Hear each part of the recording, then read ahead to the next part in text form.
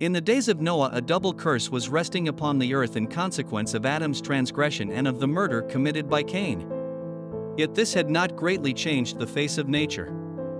There were evident tokens of decay, but the earth was still rich and beautiful in the gifts of God's providence. The hills were crowned with majestic trees supporting the fruit-laden branches of the vine. The vast, garden-like plains were clothed with verdure, and sweet with the fragrance of 1,000 flowers. The fruits of the earth were in great variety, and almost without limit. The trees far surpassed in size, beauty, and perfect proportion any now to be found. Their wood was of fine grain and hard substance, closely resembling stone, and hardly less enduring. Gold, silver, and precious stones existed in abundance. The human race yet retained much of its early vigor. But a few generations had passed since Adam had access to the tree which was to prolong life, and man's existence was still measured by centuries. Had that long-lived people, with their rare powers to plan and execute, devoted themselves to the service of God, they would have made their Creator's name a praise in the earth, and would have answered the purpose for which He gave them life. But they failed to do this. There were many giants, men of great stature and strength, renowned for wisdom, skillful in devising the most cunning and wonderful works, but their guilt in giving loose rein to iniquity was in proportion to their skill and mental ability. God bestowed upon these antediluvians many and rich gifts, but they used His bounties to glorify themselves, and turned them into a curse by fixing their affections upon the gifts instead of the giver.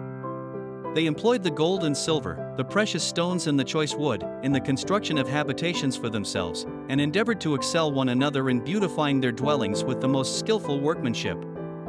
They sought only to gratify the desires of their own proud hearts, and reveled in scenes of pleasure and wickedness. Not desiring to retain God in their knowledge, they soon came to deny His existence.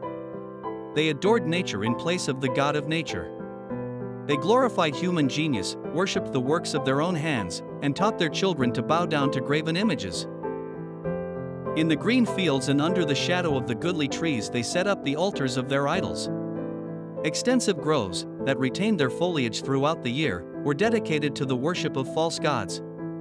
With these groves were connected beautiful gardens, their long, winding avenues overhung with fruit-bearing trees of all descriptions, adorned with statuary, and furnished with all that could delight the senses or minister to the voluptuous desires of the people, and thus allure them to participate in the idolatrous worship. Men put God out of their knowledge and worshipped the creatures of their own imagination, and as the result, they became more and more debased. The psalmist describes the effect produced upon the worshipper by the adoration of idols. He says, "They that make them are like unto them, so is everyone that trusteth in them." Psalm 115 verse 8. It is a law of the human mind that by beholding we become changed. Man will rise no higher than his conceptions of truth, purity, and holiness. If the mind is never exalted above the level of humanity, if it is not uplifted by faith to contemplate infinite wisdom and love, the man will be constantly sinking lower and lower. The worshippers of false gods clothed their deities with human attributes and passions, and thus their standard of character was degraded to the likeness of sinful humanity. They were defiled in consequence. God saw that the wickedness of man was great in the earth, and that every imagination of the thoughts of his heart was only evil continually. The earth also was corrupt before God, and the earth was filled with violence. God had given men His commandments as a rule of life, but His law was transgressed, and every conceivable sin was the result.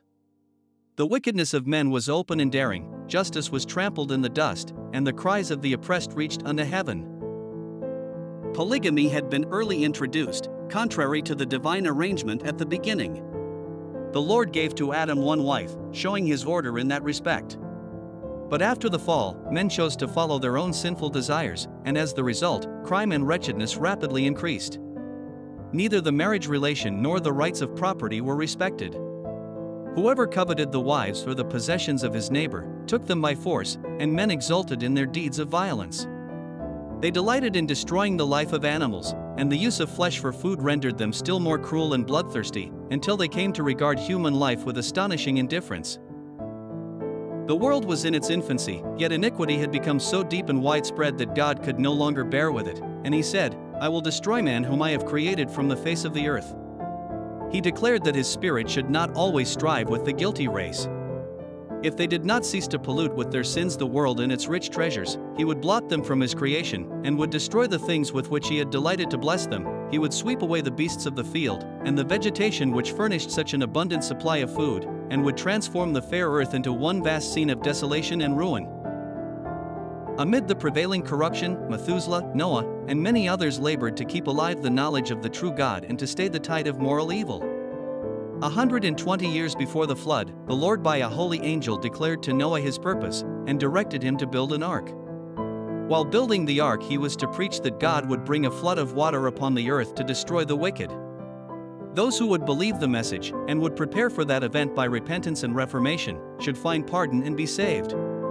Enoch had repeated to his children what God had shown him in regard to the flood, and Methuselah and his sons, who lived to hear the preaching of Noah, assisted in building the ark.